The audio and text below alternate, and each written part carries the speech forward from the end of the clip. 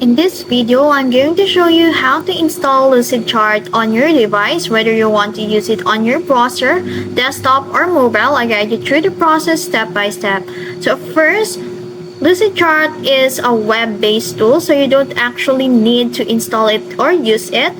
Now, simply go to the Lucidchart in here, make sure it's official, and sign in with your account or credentials. And then if you don't have yet an account, you can create a free account. So once logged in, you can start creating a diagrams immediately. So Lucidchart doesn't have a standalone software for Windows or Mac, but you can install it as a PWA or progressive web app for a more app-like experience.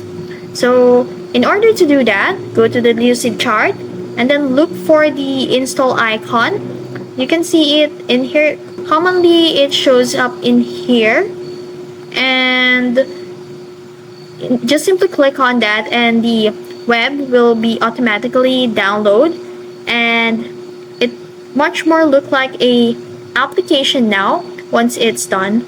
And that's it. That's how you install a Lucidchart on different devices.